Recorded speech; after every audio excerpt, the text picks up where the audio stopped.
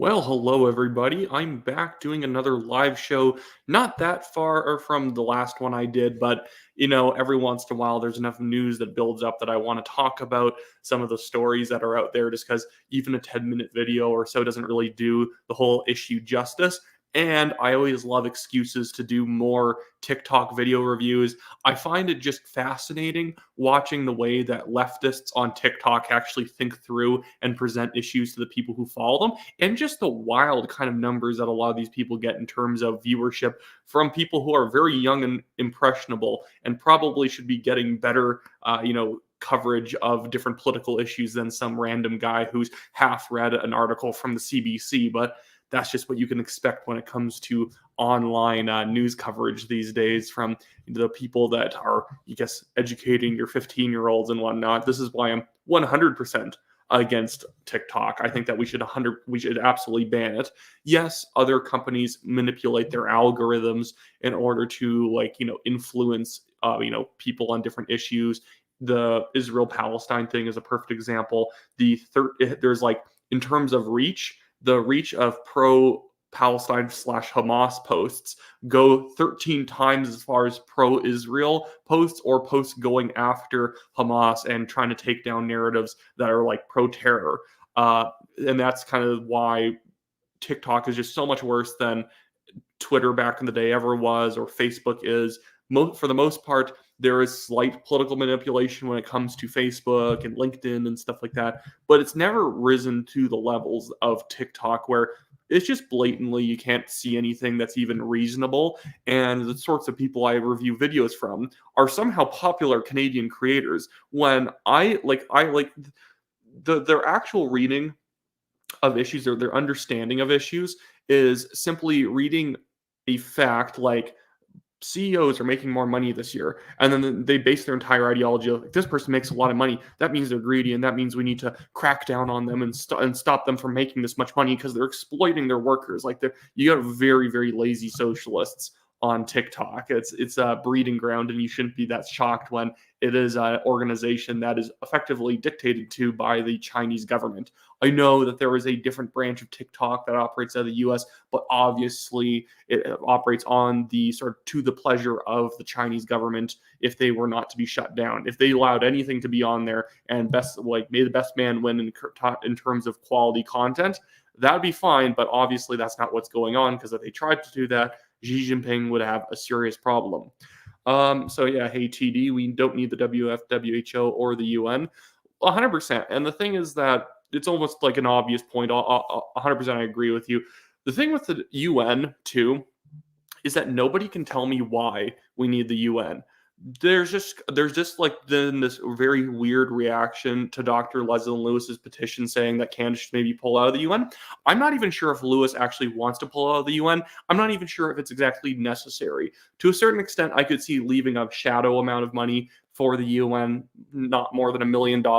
And all you do is you hire a few staffers who go to the UN and mock all of the other countries who actually take it seriously. That would be a good use of money. But for the most part, the UN is completely a ridiculously useless organization.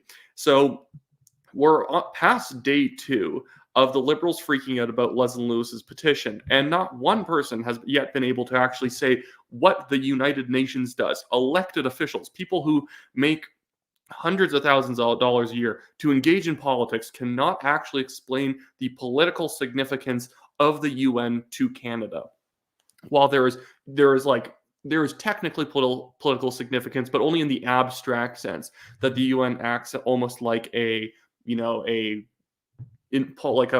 policy influence operation. Same with the WEF. It's not that the WEF and the UN rule the world. I always hate when people push that, because it's thus bias where anyone and all of your opponents are hyper competent and all of your allies are hyper incompetent. The WF and the UN are also deeply incompetent and don't have that much power, but they effectively act as think tanks who push far left policy onto Western democracies while trying to lift up the reputations of countries who either nobody should care about, like a tiny island like Nauru, or dictatorships like North Korea, Iran, Equatorial Guinea, all of these countries that nobody should listen to whatsoever. But we put Iran on the Human Rights Council, and Katie Telford from the Liberal Party cannot actually explain why it's deeply important for us to be part of an organization that lets Iran, weigh in on women's rights. I might want to bring up the my background screen here for what was going on Twitter. But it's quite funny. I just typed in Lesyn Lewis UN just to see some of the top hits. Obviously, I see a lot of conservative content since it's kind of surged in the past 24 hours to come to her aid, as they should.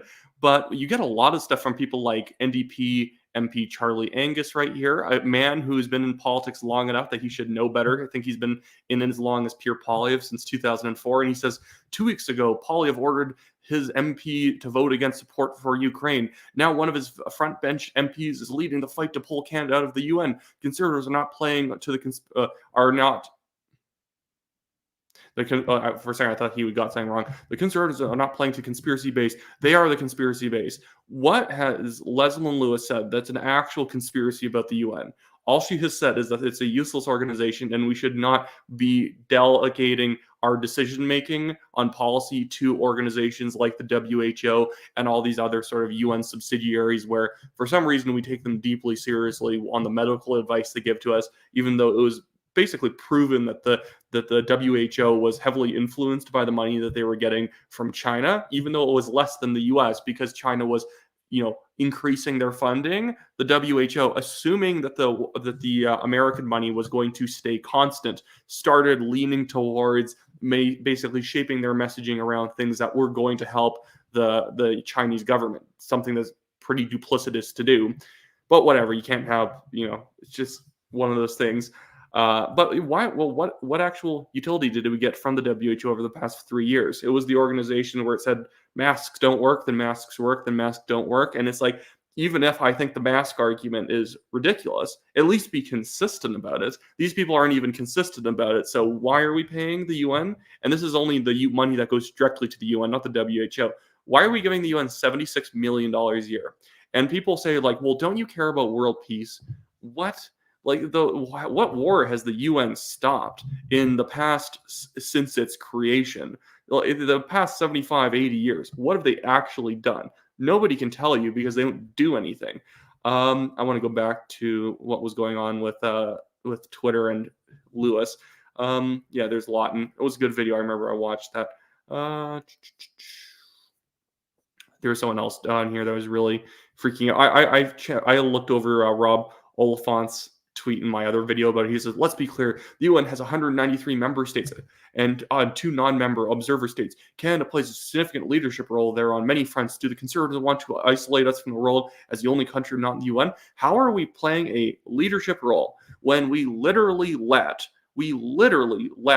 the UN's dictatorships just like push us around? We let the other countries bully us into voting against our own ally, Israel, for no reason whatsoever, just because Justin Trudeau wanted to look woke. So he's actively shaming Israel for defending its own borders and killing terrorists. But, because Hamas uses people as human shields, that means, I guess, Israel's killing people, as if somehow the Allies were just murdering civilians in World War II because they had to bomb factory towns. But whatever, even that carnage is so much higher than what's happening in the Gaza Strip, which is fully Hamas's fault. But anyways, I don't know what kind of prestige. I keep hearing the words prestige around the UN. Oh, if you're part of the UN, we're getting prestige from doing it. What prestige? We only kowtow to just countries that we could squash in an instant, even with our pathetic military, and pretend that they might have a point about some, significant problem in the world, and we all make a non-binding vote about nothing, and we pretend as if something happened. Like, the UN would be great only in only in the function of having Western democracies actually putting good people into the UN as our representatives and just mock all the other countries for being awful. They're like, who cares what Equatorial Guinea has to say? Who cares what Togo has to say? Who cares what South Africa has to say? Who cares? they have nothing worthwhile to say to us, and the only thing it ends up being is just this struggle session about how the Western powers have an imperialist and colonialist past, while these same countries whining about it are just shooting people in the back of the head in their own countries. um, You'd be surprised. He said, just put Hamas in the thumbnail and title when you talk about Israel, then it will go viral. All honestly, I don't think it ever does. Same thing with the UN. If you put the UN in the title of a video, including the stream, it seems like it actually, like, YouTube reduces your reach, as if they assume that because you're talking about the UN, it must be like conspiratorial or whatever. And I'm saying like crazy things about how like the UN is like engaged in sacrifice or something like that. Not at all. But I guarantee they do boost whenever the UN puts something out itself. But you can't do anything really about it. I think that YouTube, whenever you use UN, Israel, Hamas, any terrorist group name, immediately you sink in the algorithm and your video does not take off. That's honestly Daniel's problem at National Telegraph. He just put out a video today. I had Hamas in the thumbnail, talking about how Canada has been funding Hamas through UNRWA, this stupid UN organization that funds Palestinian refugees, when really they're just providing like resources to the government of Hamas in the Gaza Strip. Completely nuts. I don't doubt that the Dublin Belfast. I don't doubt that there is probably some things that the UN has done fine over the past 60 or 70 years. At the same time, I'm always very skeptical. So, like, let's say the Korean War is a good example. The Korean War, the UN supposedly helped prevent South Korea from, like, the South Korean government and military from being pushed into the ocean. Okay, but if the UN forces were not in South Korea and the UN was not taking an active military role at that time, it would probably just been American forces replacing them. It was that America was thinking, okay, I guess the UN is going to take this one in South Korea, so we don't really need to deploy as many forces unless we have a shadow force there to help the UN out. The UN almost got destroyed, then the US had to help come and like basically bail them out. So yeah, it's one of those things where I don't doubt the UN has done some stuff that's been successful, but when you look at the successes to failures, you could have just had someone else do it at the end of the day. I want to go back to this. I saw a comment under Rob Oliphant's comment that I found hilarious. This guy, is he an actual MP? Oh my goodness, he's an MP. Anyways, he says, Pure's top shadow minister, Lesyn Lewis, calls on Canada to quit the United Nations, quit UN work on hunger, education, climate, peacekeeping. What has the UN accomplished on any of those fronts over the past 40 years? Nothing. What are we talking about? Hunger? I like how you can just like say that my organization takes hunger seriously. We take peace extremely seriously. We take, whatever it is, like we take education and climate change seriously.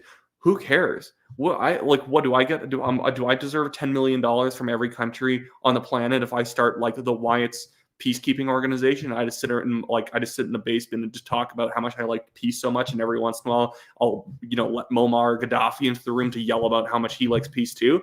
It's foolish. The international organizations, if you can't make binding decisions, you're a worthless organization. And even if you can, if other countries did not vote for that stuff, if people did not want it, I don't think an international government body should ever be able to impose it. That's why I generally don't even like the concept of the European Union. Yes, you get some trade benefits to the countries in it, but I think at the cost of basically watering down the politics in each country, and the culture has been a really, really bad outcome overall.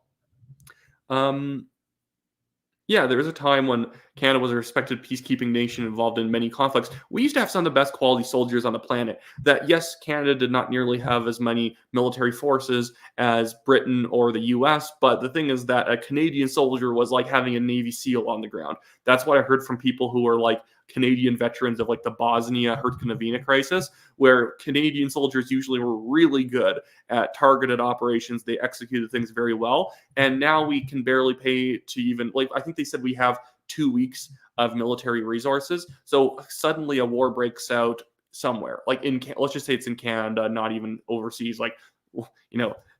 The Louis Riel comes back from the dead, and there's like a massive blow up in Manitoba. We wouldn't be able to fight at all for 2 weeks. Basically, we can drive our military vehicles to Manitoba, and then they'd break down on the border, and we'd be done. Has anyone ever told me I look like Dwight Schrute? Every day of my life. So I don't mind at all. And if anything, it helps branding in a certain sense. Looks like we are slowly gaining viewers that, YouTube's realizing this is a real stream. And just because I put UN in the title doesn't mean we're here, putting cats in wood chippers. I'm going to change the title of the stream and see if it actually helps. That'd be really funny if it suddenly just pops up because I removed the UN from the title. This is an experiment now, everyone. But once I talk a little bit more about this UN stuff, I want to start reacting to TikToks of this guy named Frank Dominic, a hyper progressive on TikTok. He's also on Twitter. That's where I notice usually these people. There's another guy after this guy I want to do in another I want to do another stream with Daniel, but I'm so addicted to watching these people's TikTok videos because, again, it gives a great insight into how the left actually thinks about political issues, especially in an echo chamber like TikTok, where they are free to say whatever they want. TikTok will never shut them down, and if anything, TikTok boosts their presence. I actually disagree with some conservative commentators and people like Jennifer Ellie.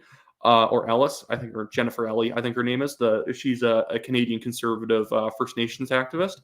The thing that I disagree with her on is that I think she makes the argument that conservatives should be on TikTok in order to fight for the conscience of the youth.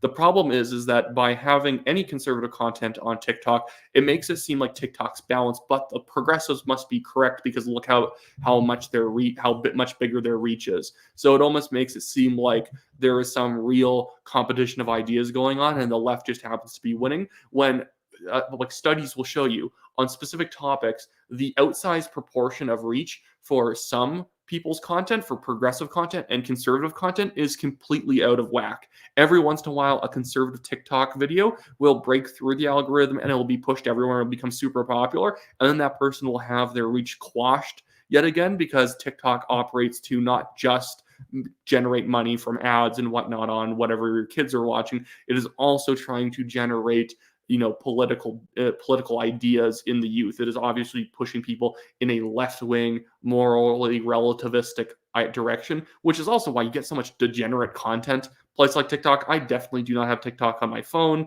I just open it up on my browser to watch some of the videos from these specific creators I want to make fun of a little bit. And it's all mutual. A lot of these people usually took a swing at me first. So I'm more so just, getting back to neutral with a lot of these people.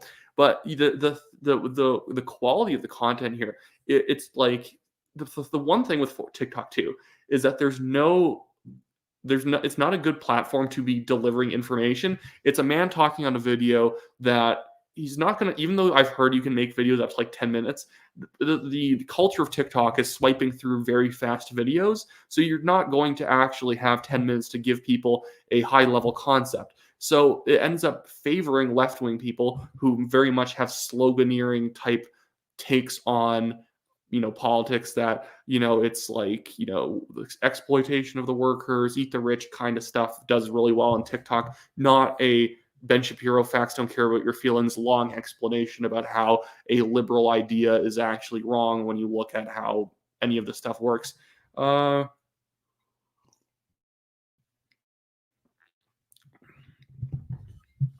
Dublin Belfast is a good thing to respond to. He said Netanyahu needs to be held accountable for how and why October 7th happened. I read the rest of your comment too. I think somewhat. The problem with it is I think that what happened in Israel is that there was a lot of hubris built up over time, that Hamas was mostly just a gang of thugs who maybe if you get close enough to them, they might try and knife you, but they're never going to be able to launch a big enough attack that it would actually do significant damage. So yeah, they fire rockets here and there, but the Iron Dome can handle it. And I think that so much the conventional wisdom had built up so much that they're not a threat, that on, I think it was Yom Kippur, I believe, that basically nobody was really watching the border all that strictly, and that any little small cut in the fence, they were just going to think that, it must be some local thing that local IDF forces can take care of, and it wasn't, and then they got caught flat-footed. So it wasn't that Netanyahu is specifically to blame. I think there was just a complete intelligence breakdown, and everyone along the line basically was neglecting their duty to actually take this stuff seriously. Anyways, I may try and look through a little bit more of this Lewis stuff on Twitter. But yeah, like I like Leslie Lewis a lot, and I don't see why the Liberals think it's a big win to go after her on this stuff. That Canadians are going to rally for the Liberals if they whine and complain enough about Lewis wanting to get out of the UN. Uh,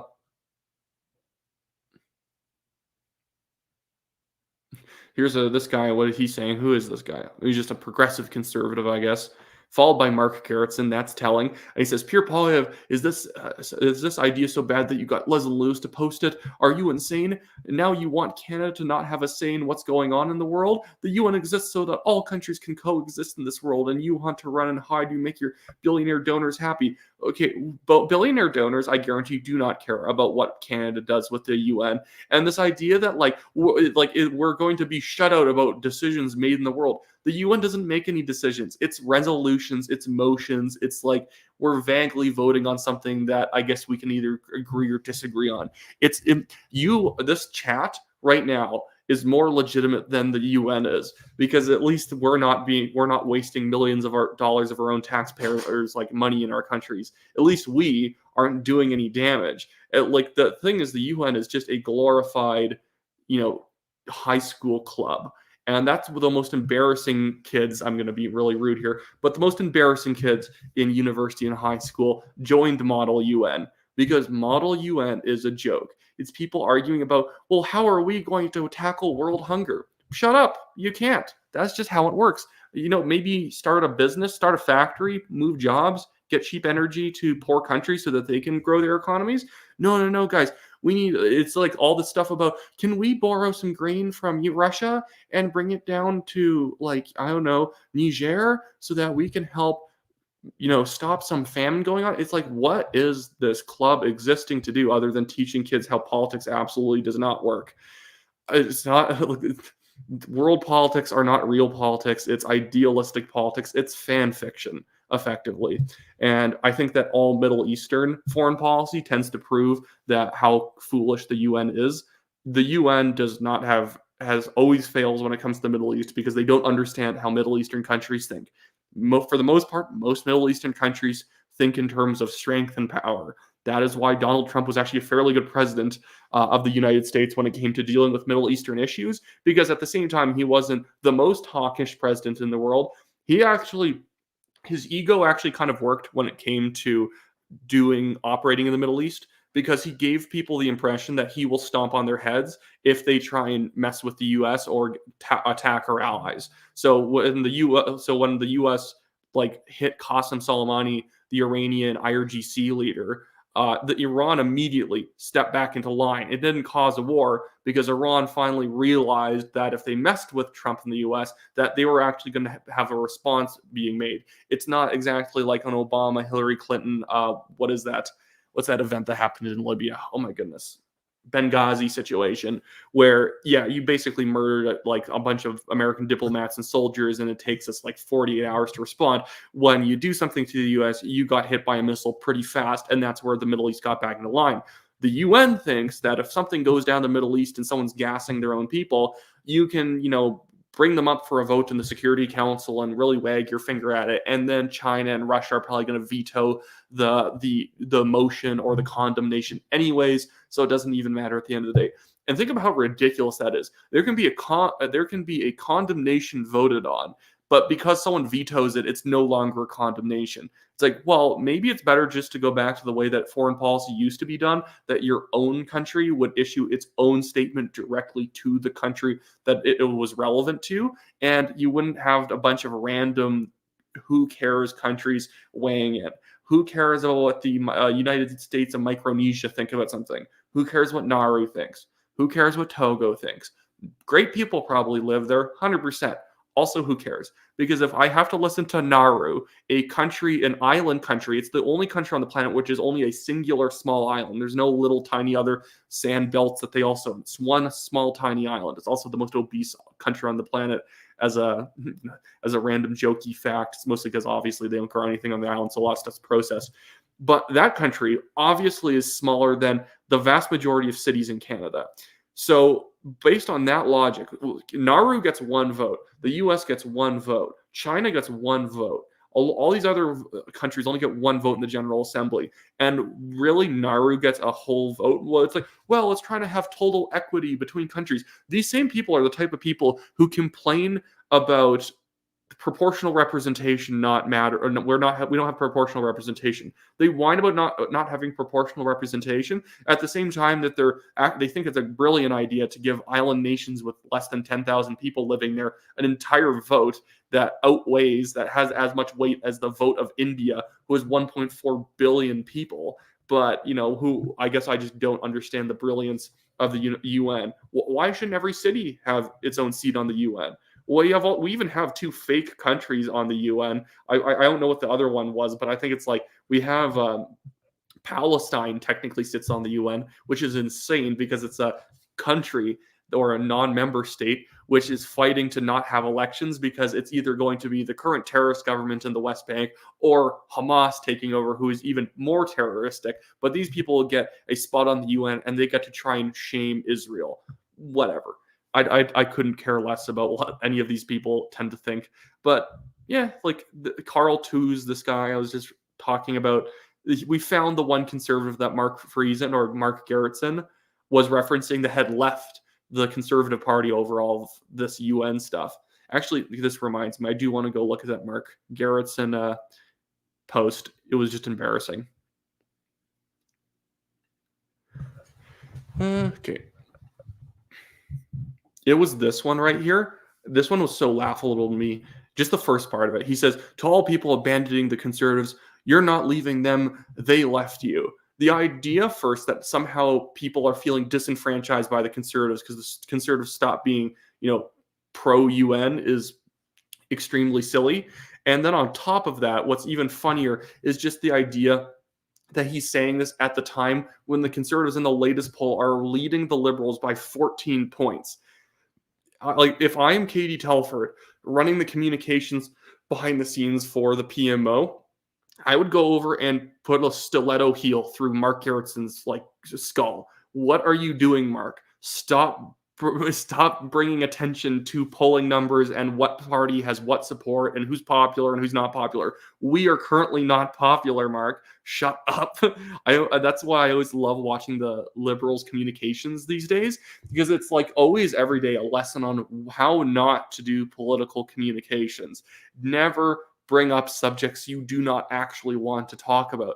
That's why the Liberals are completely ridiculous to try to make housing a main part of their ongoing agenda. Nobody thinks they're doing a good job on housing, so why bring it up? Well, we have a new housing plan we're launching in 2024. Guys, shut up about housing. Just, if I'm trying to advise the Liberals, I'm telling them, please never speak about housing again.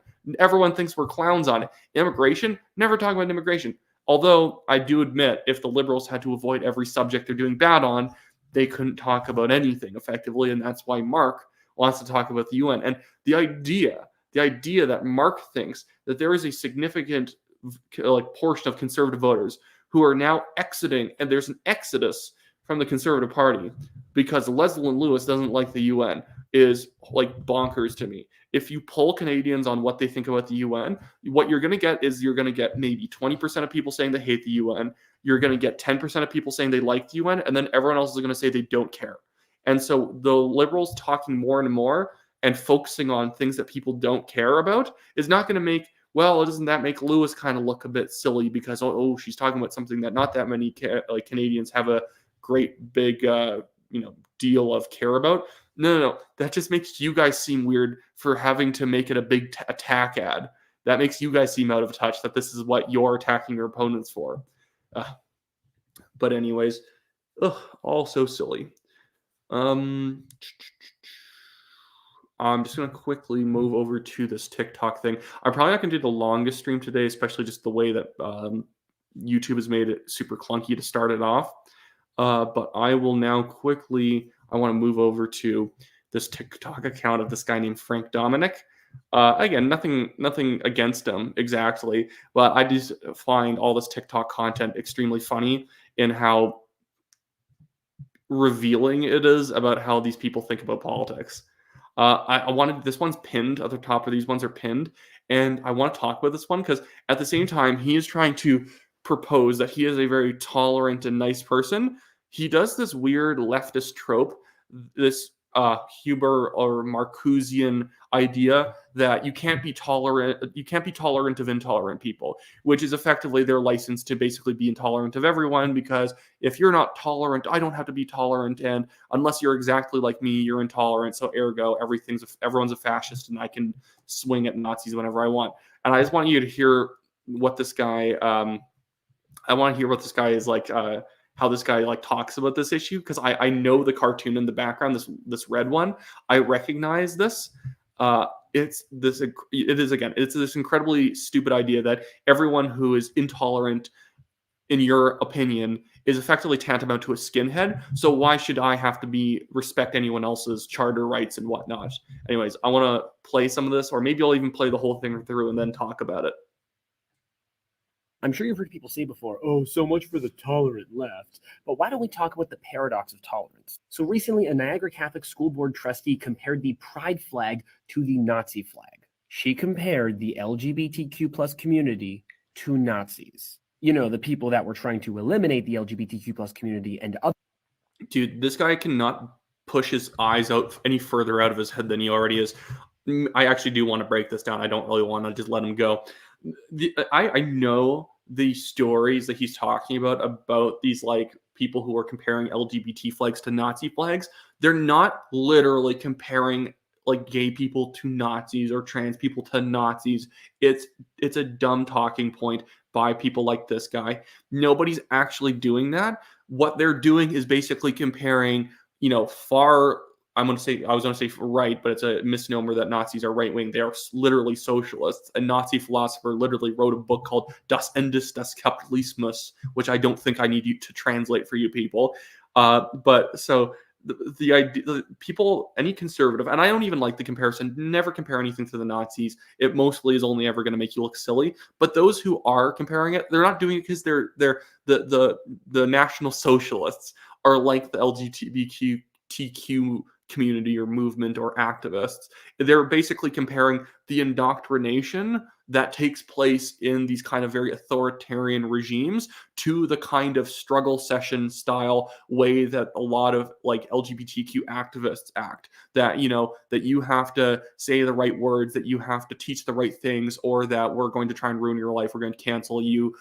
That's what they're actually going after. The people who they need to make every street, like every sidewalk, LGBTQ colors and whatnot, and the way that it seems like they always are constantly marching to take over more and more of an institution. It wasn't an institution that was run by a church or something like that, and they're fighting back. It was a neutral institution that they think needs to be covered in their colors at all times, or somehow it's intolerant. Exact mirror image of this guy who is basically saying that if you even criticize like LGBTQ flags and you compare them to something hyperbolic, that means you're intolerant. And he's about to get into why that means you should not be tolerated at all. To other minorities in Germany. But the thing is, we have a very tolerant society, and because of that tolerance, we do allow people who have fringe or aggressive views to voice those views. The problem is that those people do not tolerate other people. And for example, since the beginning of the pandemic, so he's already basically said, what makes us so great is that we're tolerant, but there's people around who aren't as tolerant. So that means the most tolerant thing to do is to be intolerant. Canada, we have seen a 72% increase in gender and sex-related hate crimes in Canada. So we come back to the paradox of tolerance. And even that's a misnomer. We don't actually have this giant spike in like hate crimes. It's more so that we have a strong emphasis on reporting hate crimes. There's a reason why the anti-Asian hate crimes in New York City are actually severely underreported to what they actually are. It's because they weren't reporting them as hate crimes, yet other groups tend to have hate crimes more accurately reported to what goes on. It's like all the church burnings in Canada are not being reported as hate crimes. They probably should be. At the same time, I just disagree with the idea of hate crimes in general, because it's either a crime or it is not a crime. I think it just ends up having extra bureaucracy and extra court time wasted trying to determine, was this like gang member beating your skull in hateful or not? It's like, I'm pretty sure we should just move on and put him in prison rather than having this big long philosophical debate on what's technically more hateful and less hateful.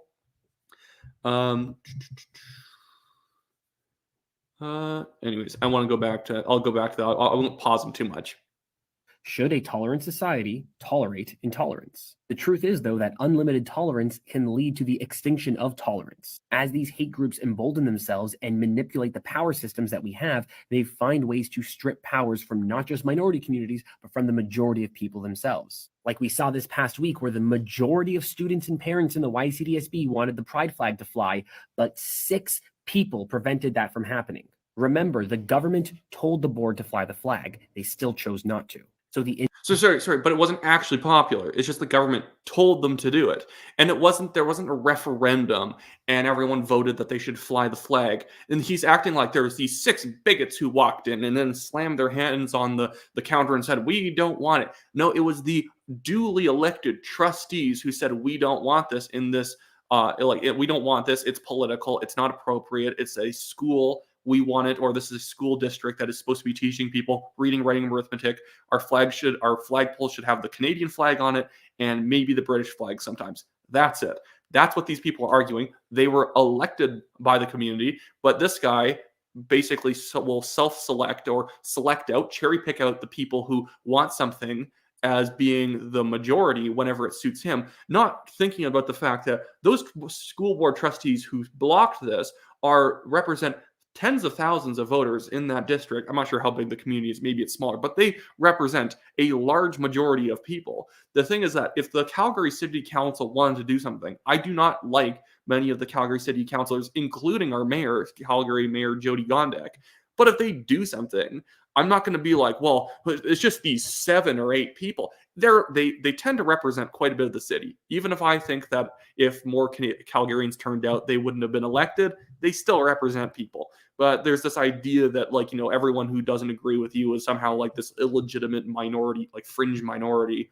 It is 100% the sort of like small fringe minority type point that Justin Trudeau tried to pull on the Freedom Convoy people. It was, "Hello, sausage slaps. Hi to you too." I always like that name, so I always try and find an excuse to bring you up to say hi back.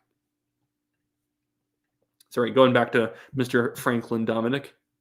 Intolerant are amassing power and then abusing that power to push down on those who are tolerant. And so herein is the paradox. To defend tolerance, we cannot tolerate intolerance. Here's another way to think about it.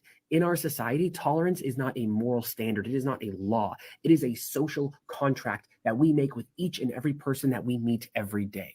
And when we preach and act in a way that creates intolerance, we have then broken that social contract. And this is only made worse with all these people who call themselves centrists, who say, "Oh, well, the far left and the far right are equally bad."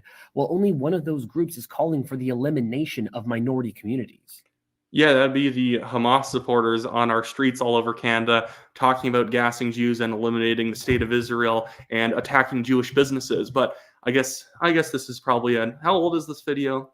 It's older. It was before the October 7th attacks. But the far right community and the cartoon behind him is trying to portray it that the intolerance you're standing up to is this swastika four-headed skinhead.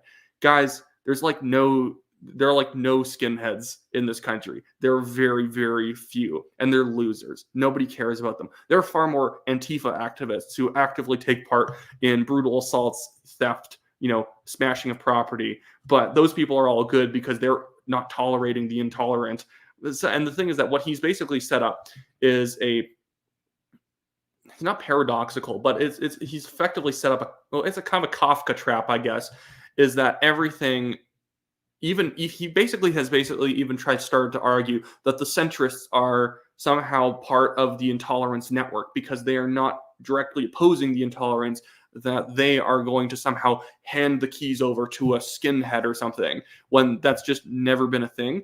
And again, at no point does he actually, when are you ever supposed to be tolerant of something? This is, again, the Herbert Marcusean idea that it's or I think it's suppressive tolerance or something like that you're supposed to suppress those you don't agree with, and then you will meet the Marx stream of a tolerant society in which everyone agrees with everyone all the time about everything, because we have just enforced woke, hard left, Marxist type framing of how everything should be done. If one group is calling for violence and the other group is calling to simply exist, then there is no way to equate those two things as even. If you want to learn more, That's never actually been, has that ever been a real debate in society, that there's just a group of people on one side saying, we want to exist, and then the other people are like, we don't want you to exist? It's just a left wing, a far left wing framing of issues where it's like, oh, you oppose, you don't want the government funding drag queen story hour in your district. You don't want, gender 3 being taught in the classroom. Well, then you think that trans people shouldn't exist. Who's saying that at all? You're just being a manipulator to even frame the debate in that way. And a lot of these people on TikTok, a lot of these influencers are very much, a lot of these people are like flat out manipulators in the way that they use their language and they frame issues. But yeah, and the idea is, the cartoon behind him is saying that, oh, well, it must have been that people weren't anti-Nazi enough, and that's why the Nazis came about in Germany. It didn't. It really didn't. Germany was not exactly a super tolerant country before Hitler. There's a reason why there was communists and Nazis running around the streets trying to beat each other to death, and the Weimar government, a socialist government, was also pretty repressive when it came to what people could do and say, and the economic system that they were living under. It was actually a fairly authoritarian state that became totalitarian when the Nazis took over. Anyways, I want to find another one of these things. Oh, I like the CEO and pay one. He jumps all around. He jumps around a lot in this one, where at the same time he wants to talk about how bad CEOs are. He then keeps like flip-flopping to saying that, like, oh, it's sexist that there's not enough female CEOs, implying that he hates CEOs and wants to like eat the rich or whatever. At the same time, if more of them were women, it would be okay. As long as we have like as long as we have DEI billionaires, that's good. And I have no problem with billionaires. Make as much money as you want. But that really demonstrates kind of like the very shallow thinking these people have. CEO is bad. But if you have diverse CEOs, maybe it's good. Maybe it's now good. So anyways, I want to watch this.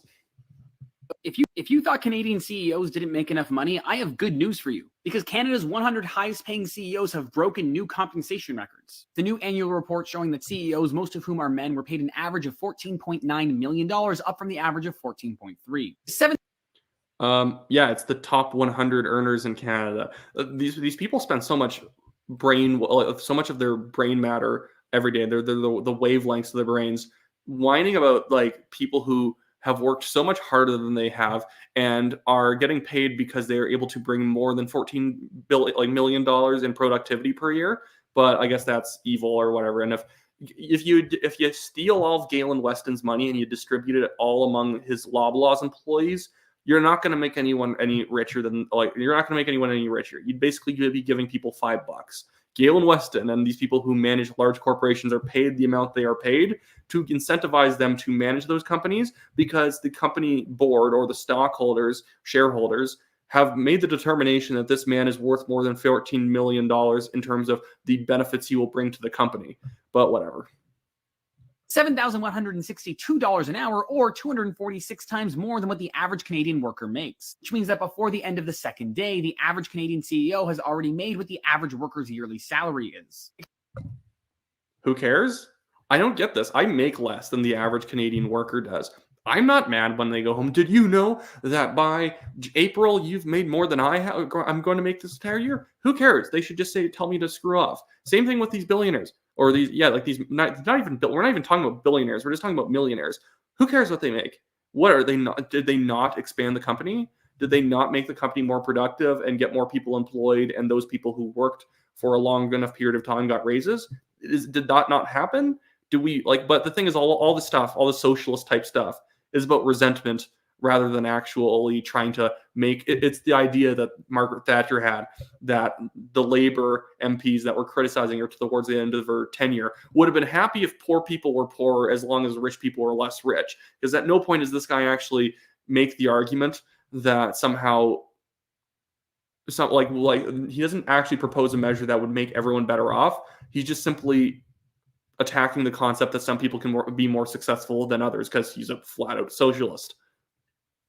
Because that's fair. In 2022, the average worker saw their pay rise by 3%, with CEO pay going up by 4.4%. Meanwhile, inflation was up 6.8% in 2022. So don't worry, technically, even CEOs lost buying power against inflation. Inflation is driving profits, and profits are driving bonuses, with CEOs reaping the reward.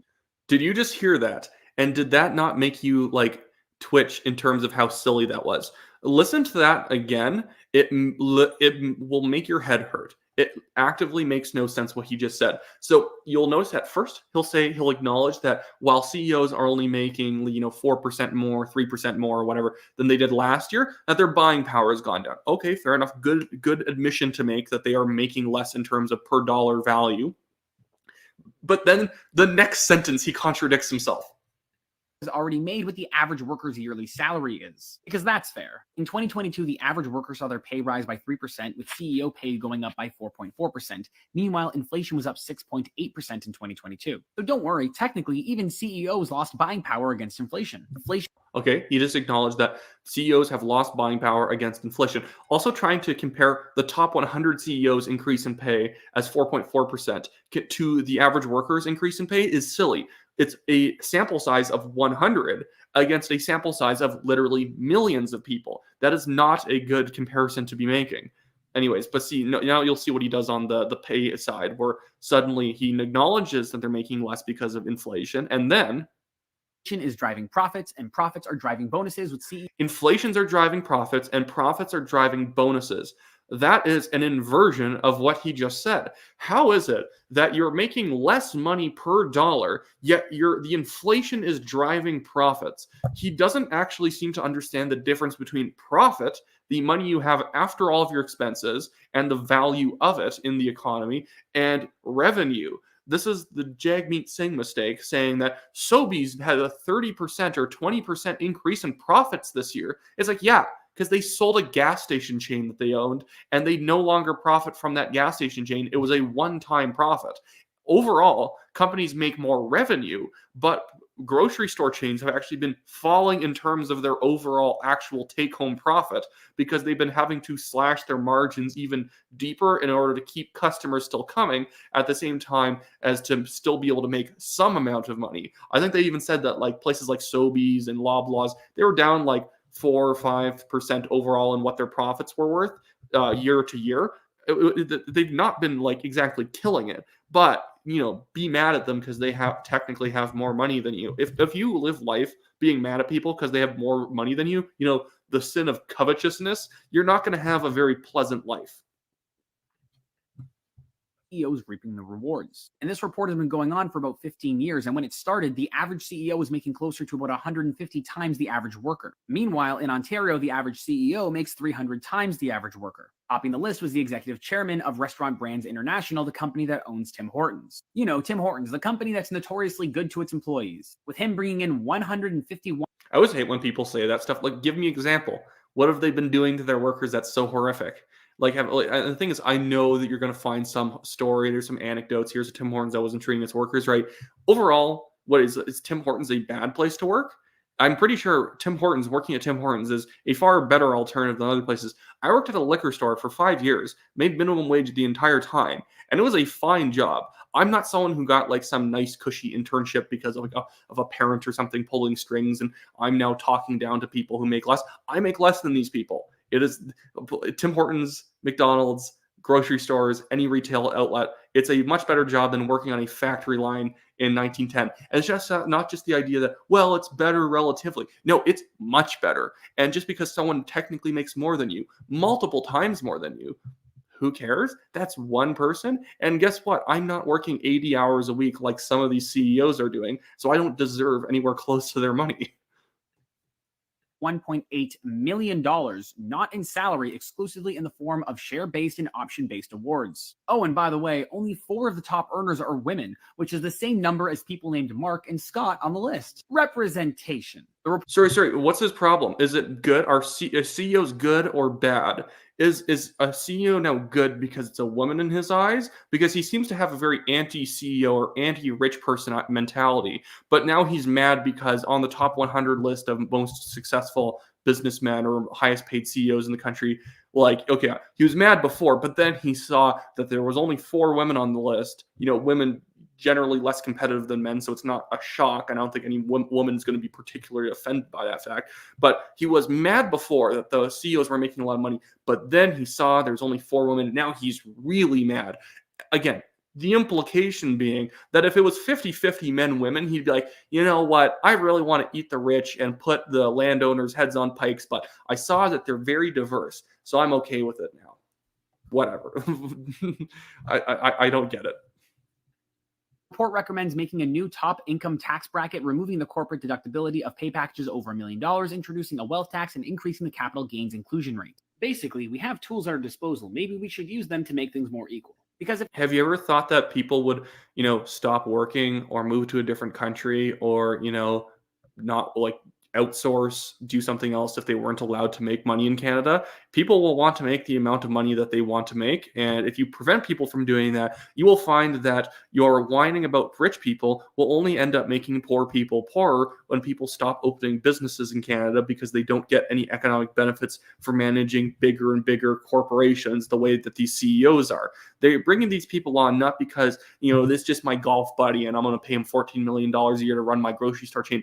These people usually have a lot of experience, a lot of connections when it comes to distributors, advertisers, even government officials on knowing how to get regulations improved and whatnot. These people are very usually not in a pejorative way, but these people are usually quite elite in their fields.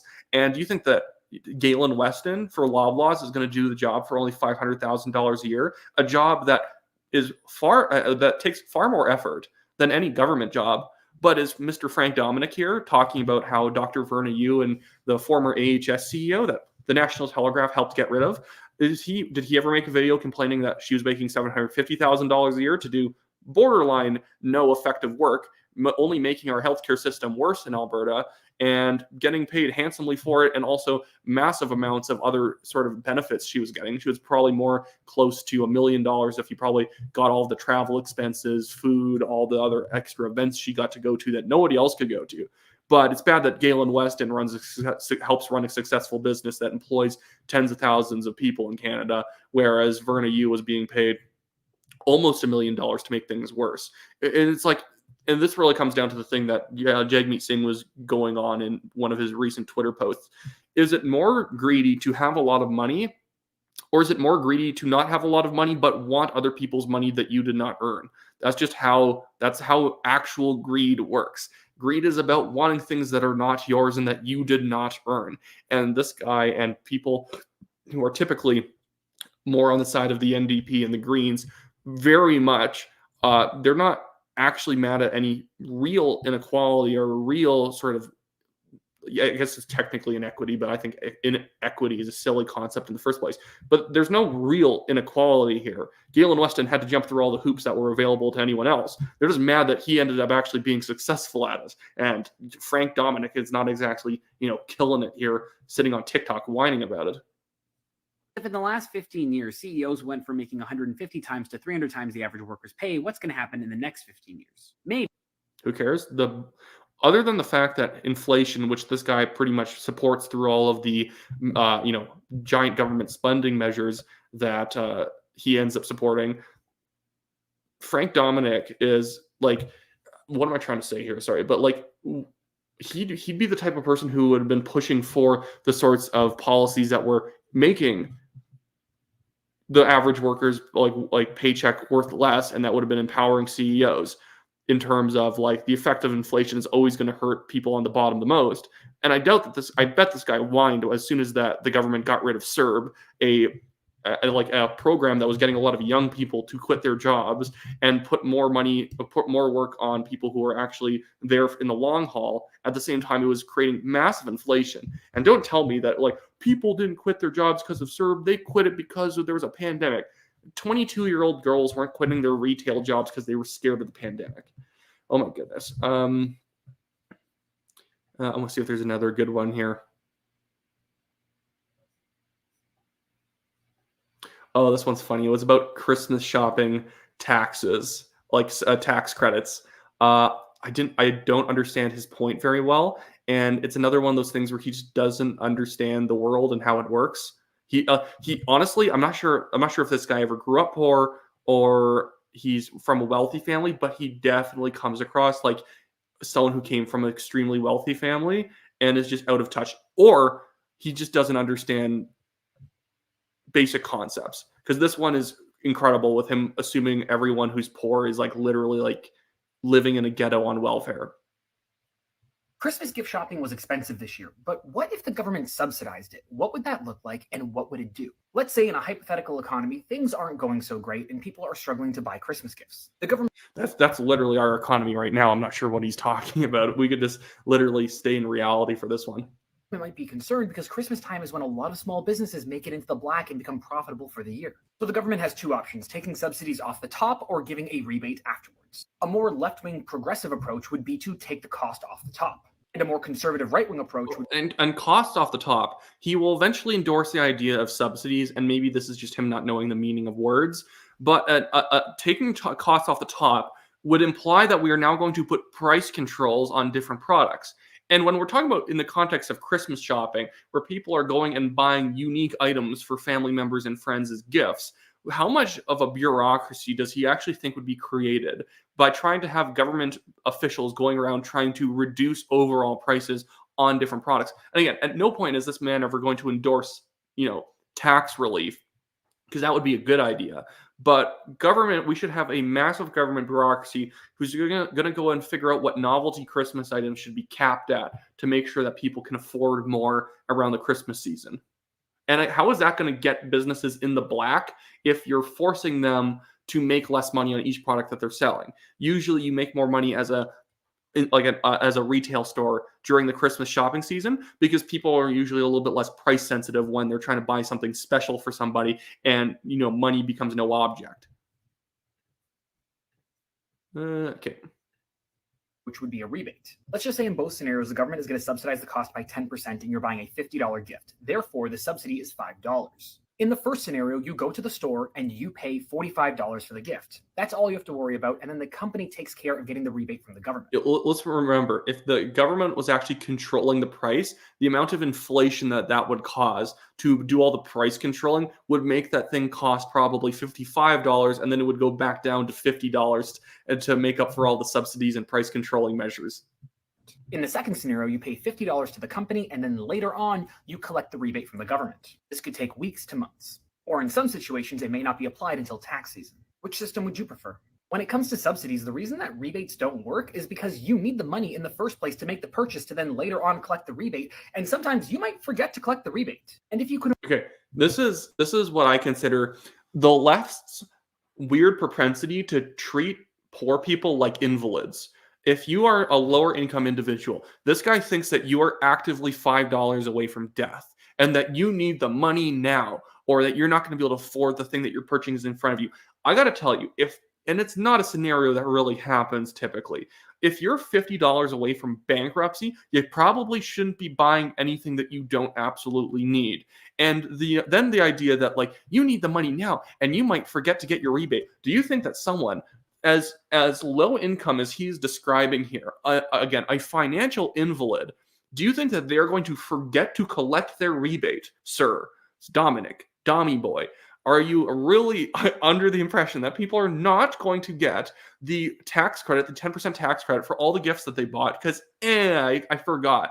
It's always much more efficient to just send in receipts for things that are obviously gifts to the government, and then they remove it from your taxes around tax season. You have to wait a little bit.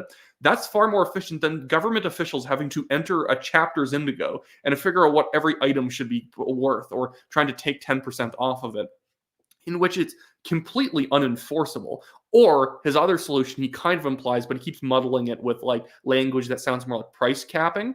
He then also endorses the idea of price subsidies, or just like gift subsidies, that everyone, I guess, has to self-declare what they're going to spend, and then the government gives you 10% of the value to subsidize it. Or maybe everyone just gets like $500 at the start of the Christmas season, as if they're like the government's your parents and like trying to help you buy something for your mom. I don't get it, but this is the strange world that this guy lives in. You can only afford something after getting the rebate back, but you don't have the cash on hand to pay for it at the time, you're not going to make that purchase, which means that business doesn't get the sale. Whenever the conservatives push for rebate, but the business is also not getting the sale in his world, where they're actually having to discount you the price at the till. Oh, well, hello, pleb. I actually don't even know your real name. I think you're probably okay with me calling you the pleb, but everyone say hi to the Pleb Reporter. Everyone should definitely go subscribe to his channel.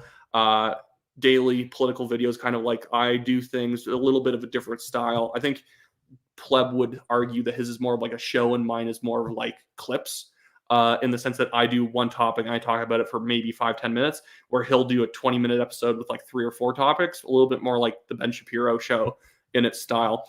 But Pleb, I do hope that you will look up this Frank Dominic guy, because the videos are quite funny. Oh yeah, the Frank Dominic, his one marketable skill I am seeing here, and I want to go through his timeline because I guarantee he is very, very rich from his like family background, because nobody who's poor would ever say something the way he is. But his only marketable skill seems to be his ability to push his own eyes out of his eye sockets. But yeah, you'll have to take up that with him, freestyle lyric or whatever in the comments. Anyways, I'll get back to this. Rebates and tax credits, know that their real goal is to only reimburse the people who can already afford the product. And for the liberals with the carbon tax rebate, what they're really doing is bribing you with your own money after the fact. Yes. How is rebates and subsidies are already that anyways? Is there any government money that isn't bribing you with your own money? Also, I gotta say, I'm sometimes a lazy shaver, but in all the videos of this guy, there's always these like weird pock marks of like rogue hairs all over his face in like a way that makes it look like he has like a really shaver. That's nothing against him though. You can get a larger rebate than what you spend, but it doesn't feel that way. Regardless of whether you're in favor of more or less government intervention, whatever government intervention that does happen should occur in a way that is in the best interest of as many citizens as possible. That means at the beginning of something rather than at the end of it. Or how about you just don't take people's money in the first place and you reduce taxes? But I guess that'd be too simple. I'm sorry. I'm foolish. Frank knows what he's talking about. He should get elected into government.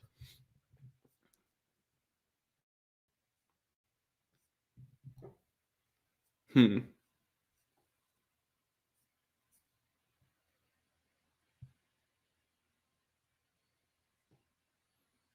haven't seen any of these other videos, so I might even just is there any that are good here? It's a little bit more hit and miss. A lot of this stuff is really random.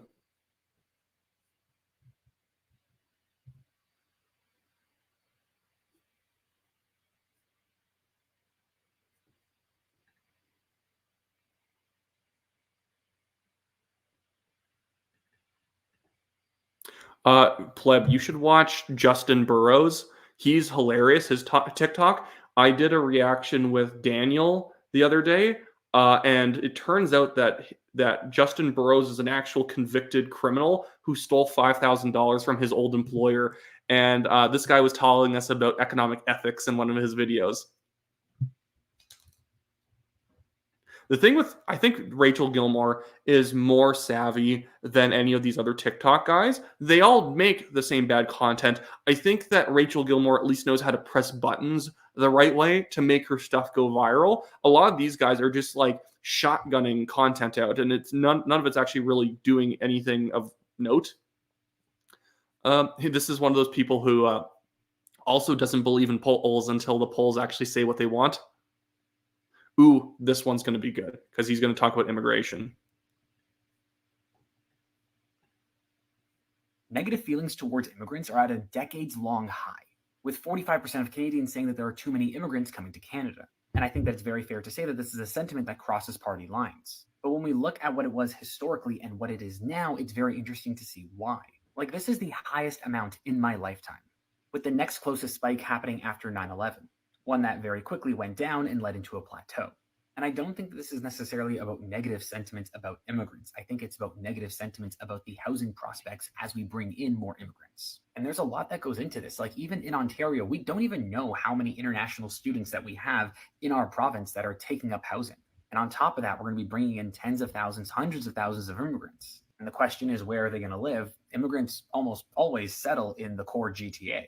And as much as Doug Ford is talking about building more houses, the only thing I'd say so far, this is actually just pretty, like, not bland, but it's just kind of a straightforward telling of like the news, I guess, of this poll. The one thing he did mess up is that he said that this is negative sentiments towards immigrants. It's actually not. It's negative sentiments towards immigration levels. So it has nothing to do with the individuals. It's saying there's too many people, and then he's acting like it's a revelation that it's because it's actually we don't have enough housing and healthcare. It's like, well, yeah, that's what the poll will tell you if you read it, that it's too many immigrants. It's too many. Not that they dislike them. It's just that we do not have the resources for them. Houses than ever before. In 2023, we actually built less houses than in 2022. As Doug Ford continues his work, we're actually building less houses per year, with the only government actually increasing the amount of housing starts being the NDP government in BC. So I don't think this upward trending view of immigrants has anything to do.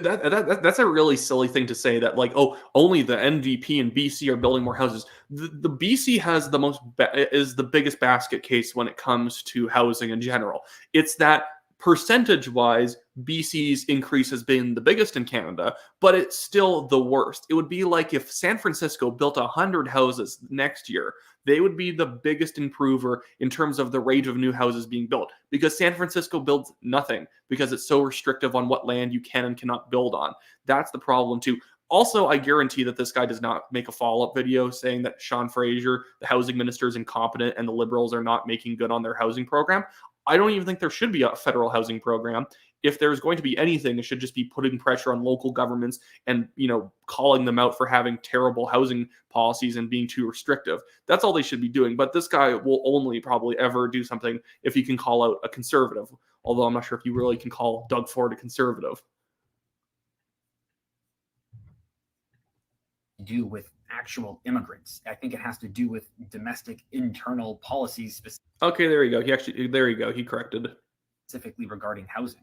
Because for the most part, Canada has been a fairly welcoming place to immigrants. That doesn't mean that we don't have our own issues of racism, but we as a... Why even bring it up? Who cares? What issues? What significant issues? There's just nothing. But we have to drop a reference to, well, we've been racist before. Okay, maybe at some point. I don't get this idea that we have to constantly flog ourselves. We've had our own problems. No, not really. Not really. Culture, acknowledge that we are a mosaic, and bringing in different people is how we grow. It's our strength. And this is a trend that we're seeing worldwide, but when things get tough for the average citizens, the things that you think are core to the beliefs of your country, they can get thrown out the window pretty quick. No, we're not throwing out any core belief that we're tolerant and like people. We haven't done that at all. We don't have enough houses. That's like saying you are having some sort of big holiday event at your house, and family and friends are coming over, and you have a big house with a lot of room so people can stay overnight, and you have 12 spaces for people to sleep, and 28 people show up, and then you're like, okay, well, a bunch of you have to go find a hotel, and someone is like, oh, what are you not? You don't like people anymore? What are you, some sort of shut-in? You don't like family? No, we don't have enough houses. We don't have enough places. But this guy's trying to turn this into some philosophical thing that maybe and it shows you that certain policies or certain situations shows that maybe we're not as open as we always think we are. It's no, we can't be open to that many people.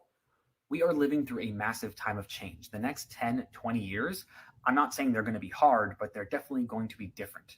And if you want Canada to maintain the values and ideals that you believe that Canada is, we have to continue to want that for ourselves, but we need to push our governments to create the country that will allow us to foster that environment. And that's just weird. That's a really weird, almost culty kind of thing for him to say, that our values are based on bringing in as many people as humanly possible. It really isn't. It really isn't.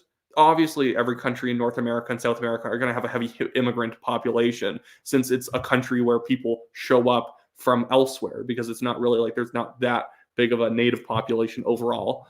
But the idea that we have to fight the government to not build more houses because we want people's standard of living in Canada to be higher. We need to build more houses so we can bring in more people, because that's our values. He doesn't really even articulate our values, but that's kind of what he's indicating, that we're no longer open if we only had 125,000 people come into Canada in 1 year rather than 500,000. It's just a weird, very hyper earnest left-wing view that unless we're pushing every policy to the max, that we're somehow failing in our convictions.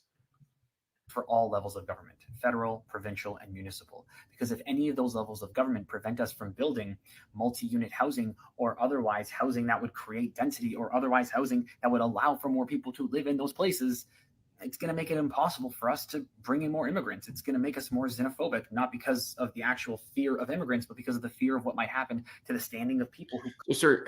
And that's there it right there. If you don't bring in more people, that makes you more xenophobic. It doesn't. It doesn't. There's a lot of countries in the world that are pretty homogenous. They're also not xenophobic at all. It really just depends on are we going to raise people's standard of living or not?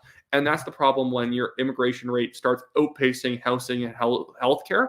Is that yeah, do we have more labor access now? Okay, cool, sure, but we're kind of doing a bit of a bait and switch on the people who are even showing up and saying, yeah, well, we're a land of opportunity, but you should have showed up with $200,000 in your bank account because if not, you're going to have to live in like half a basement suite with two other guys and drive for Uber Eats to afford it.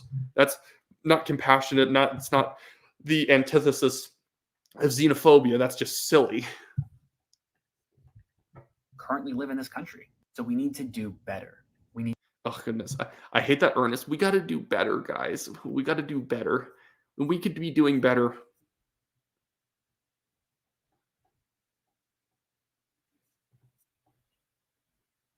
I guarantee he did not do a follow-up video to this polling video that showed that the Liberals were catching up to the PCs in Ontario with Bonnie Henry as the leader, and then they immediately sunk back down because nobody actually cared.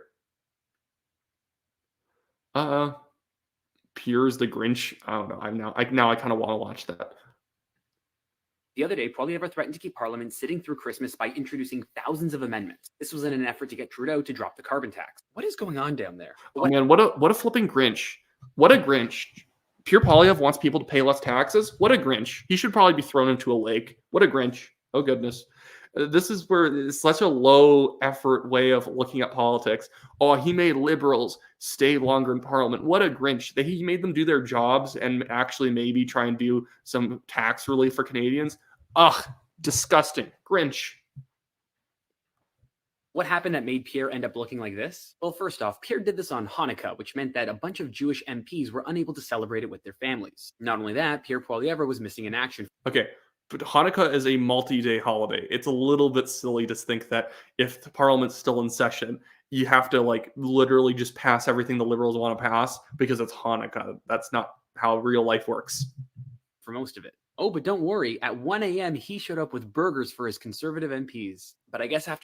Based. I don't know why that doesn't make me like him more. Why shouldn't that make me like him more, Franklin? I like that. I like burgers. I'm a McDonald's freak. So you're only advertising him you're only advertising him in a positive direction here. After 3 hours, Pierre had enough. Because at 4 a.m., Pierre begged the Speaker of the House to just end it all, asking for the filibuster that he created to be done with. If you watch the videos, you can see that the energy in the room is not on Pierre's side. His Conservative MPs look broken and beaten, and the Liberals look like they have just drank way too much coffee. They are here and ready for this fight, and Pierre is just not. And a little bit later... Dude, you have the ability to show video clips in a TikTok. Show us them looking beaten down. And obviously, people are going to be tired when they've been there that long. But the whole point was that the idea was that freestyle, you're just wrong. You're wrong to prefer the Whopper. You know what? I don't even like quarter pounders. I just like McDoubles because I'm simple.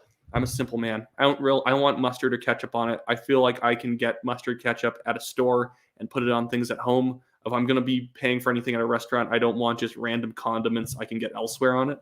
But that's just my my hot take burger perspective.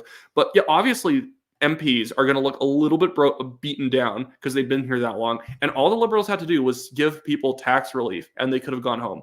So him trying to make this like, look at how long Poilievre kept the people in Parliament. Yeah, this was a big Poilievre win. Do you think that the Liberals didn't look quite petty not letting people have tax relief? And the Liberals have turned this all into the Conservatives voted against Ukraine and all this other stuff. Yeah, because to filibuster it, you had to take the opposite position. So the Conservatives going in said, we're going to vote against everything you guys are going to put up, not because we don't agree with some of it or because we agree with all of it and we're trying to hold you up. It doesn't matter. We just want you guys to get rid of the carbon tax because we know you guys can pass these policies anyways. So we're going to make this as painful as possible until you do. Pierre asked again for this to be ended. To end something like this, you need unanimous consent, and Pierre did not have that. Specifically because, he wasn't really working with anybody. He was just fighting for the sake of fighting. Or I guess fighting to keep Jewish MPs away from their family during What a piece of work. Like, he literally at the start of the video acknowledged that this was about trying to get the carbon tax dropped on home heating. But then he's like, it must be because he hates Jewish people. Oh yes, the conservatives dislike Jewish people. That's why they're the only the party that's been consistently calling out anti-Semitism that just Trudeau doesn't really particularly care about. Hanukkah. This really just goes to show who Pierre actually is. And shouldn't this video have been the Grinch that stole Hanukkah? And for reference, just the cherry on the cake, one day before this, Pierre stood up in the House of Commons and told Trudeau that children, instead of asking for toys from Santa, were going to be asking for food. During that exact same legislative day, Pierre voted against a national food program for children. It's a school lunch program. Schools already have school lunch programs, and the idea was that this school lunch program, like all government programs, was going to cost more to administer than the food that they were actually providing the kids was going to cost. That you're basically taxing Canadians more, inflating the economy more to give them like $2 lunches. The parents can take care of their own kids when it comes to school lunches. Not trying to be controversial, but if you're a parent and you cannot afford to give your kid a school lunch every day, and your school doesn't have its own program, which they mostly do, that's kind of on you. If you can't give your kid a banana and I don't know, a sandwich or a peanut butter sandwich, that's kind of on you. And why is this guy not mad at the Liberals for not providing tax relief? I'd be wondering. What's his problem? But he only considers things bad if the Conservatives do it. And the thing is, I actually do throughout my entire career in journalism. I slap at Conservatives when they don't do things I like, or when they refuse to actually do the right thing. That's why TNT was like the most anti-O'Toole outlet in the country, in terms of conservative outlets in the country, because we saw him coming from a mile away as being basically a liberal. But this is the type of guy where if Poilievre was made the liberal leader tomorrow, he'd be in love with him because it's the liberal leader, and that's what I rely on for my TikTok views is simping for the Liberals. It's quite literally a Grinch. He's quite literally a Grinch. Goodness. Ugh, I hate TikTok so much because all it is like attitude projection, like Daniel pointed out. It's like very much like kind of like snap, dunking on people, kind of like just, showing how, I don't know. It's a lot of self-promotion type stuff that I do not like. There's already enough of it on YouTube, and overall, yeah, like TikTok is the worst kind of social media. I hate Instagram for this reason too. It's everything bad about Facebook turned up to 11, and then TikTok is everything bad about Instagram turned up to 22. It's just lifestyle projection type stuff that is just very, very empty. And then obviously on top of that, all the political stuff is even more empty. You don't get a single piece of, and you don't learn anything from him. Maybe his followers didn't know that those statistics on immigration. Even I think the youngest kids would probably realize that we have too many immigrants in the country at the moment. There's just way too much for what we have in terms of the housing supply and healthcare.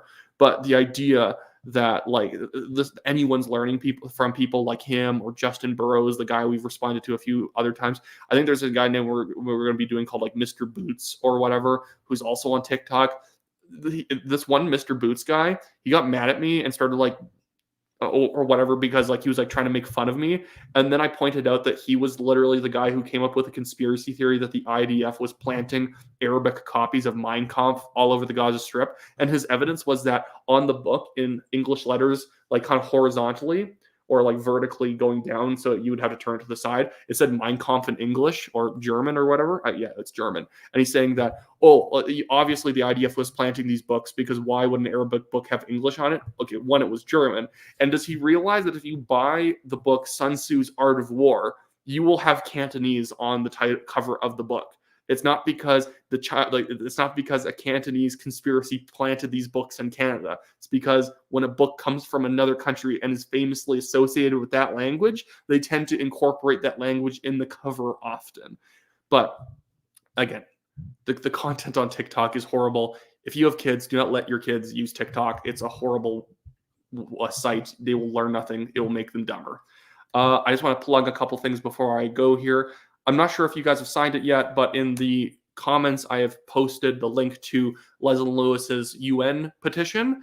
I don't think that it's necessary to pull out the UN. It's not my biggest priority, but I think it's great to call into question the uselessness of the UN. The liberals on social media, they just act like it's ridiculous to want to get out of the UN.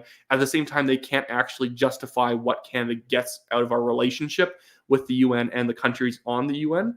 So that's just one thing I want to talk about. And then also, because I didn't have super chats generating this live stream, I also have the link to my Give, Send, Go if you want to pitch into the legal fund. $25,000 or more down so far from having to pay legal bills. So if you have an extra $5 laying around that's not vital to you, I won't mind the donation. That'd be great. But do not feel at all obligated. Just watching and sharing my stuff and getting your friends to subscribe is a great service to me, and it makes sure that the channel can become more of like a main income source in the future rather than just some little side project I work on. And then so I will try and be back also maybe in the next few days, maybe even a Sunday afternoon. I'll try to do a stream with Daniel. I'll do more of these Franklin Dominic TikToks, some TikToks from other people as well. And then obviously summing up some of the big issues of the day. Let me know what times work for you guys the best in the comments, or, just let me know what topics you want me to talk about, even in regular videos. If you have an idea for a live stream topic, throw it in there. I usually scan through a lot of the comments from every single video and just see what people think. Even Daniel's videos, I'm usually managing the comments just because I like to see what people think about his work. His videos, again, don't usually get as many views, and it's not because his content is like lower quality. He's often much more well-read on the subjects he talks about than I am. It's just that he talks about subjects that YouTube does not want him talking about. So actually, maybe one final thing I want to plug is his latest video when it came to the UN RWA, the UN refugee organization that they run for the Palestinian people, which is basically a giant fraud and funds terrorism for the most part.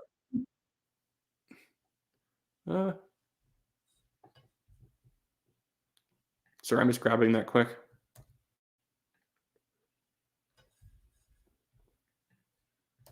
Okay, there you go. That's your homework tonight. Go watch Daniel's video. Give it a like. Tell Daniel you love him.